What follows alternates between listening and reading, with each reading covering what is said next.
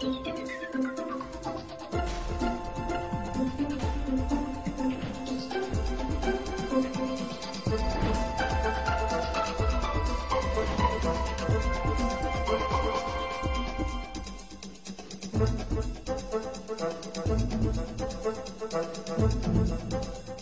Joanneau, bonjour. Bonjour. Alors si on revient un peu sur la campagne pour ces sénatoriales, comment l'avez-vous vécu?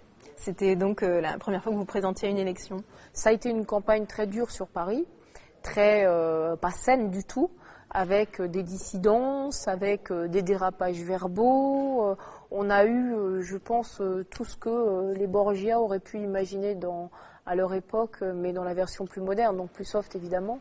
Mais on a eu effectivement un condensé de ce qu'on n'aime pas en politique. Alors vous étiez ministre des Sports et puis vous avez choisi de vous présenter aux élections sénatoriales. Pourquoi ce choix? Parce qu'entre les deux assemblées, je préfère le Sénat. Il y a plusieurs raisons. La première, c'est que je trouve que le Sénat est plus indépendant, notamment à l'égard des lignes des partis. Et la deuxième raison, c'est qu'on est plus ici dans l'Assemblée du long terme. Et comme je viens fondamentalement de l'écologie, ma conviction est que les vrais sujets de demain seront des sujets de long terme. Vous aviez fait le choix de démissionner donc de votre poste de ministre. Est-ce que vous l'avez regretté? Parce que certains ne l'ont pas fait.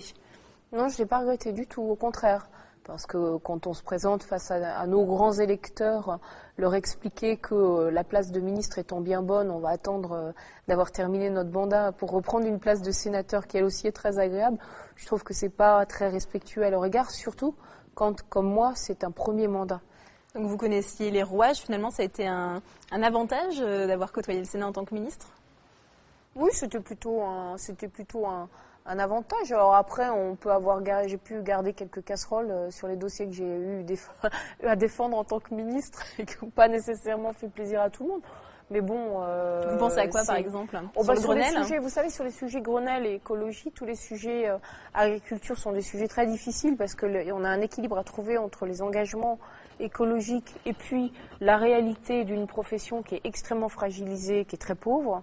Donc cet équilibre n'est pas toujours facile. Alors finalement, vous avez très vite pris vos marques et on vous retrouve un peu partout, sur tous les fronts, Chantal Joanneau. Comment c'est perçu ça, cette hyperactivité? En sport, à l'école, j'ai toujours travaillé et je me suis toujours entraînée plus que les autres, comme ça. Donc là, idem, à chaque fois qu'on me propose quelque chose, je ne sais pas dire non. Dès qu'il y a une mission, je saute dessus.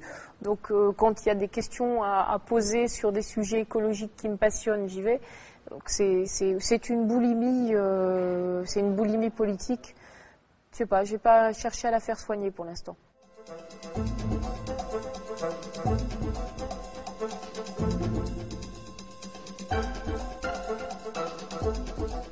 Chantal Joanneau, est-ce qu'il n'y aurait pas des choses à réformer au Sénat?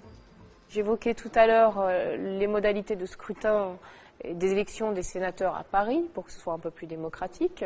On peut aussi imaginer une nouvelle réflexion sur le mandat des sénateurs.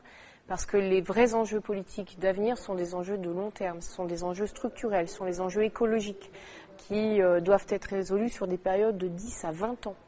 Et pour lesquels aujourd'hui en France, on n'a aucune assemblée de long terme. Alors il faut rallonger à nouveau, revenir à un mandat de 9 ans pour les sénateurs? Alors 9 ans c'est un peu long, honnêtement. Mais le fait que le mandat de sénateur soit quasiment celui de l'Assemblée nationale fait qu'on perd un peu en légitimité, en lisibilité du Sénat.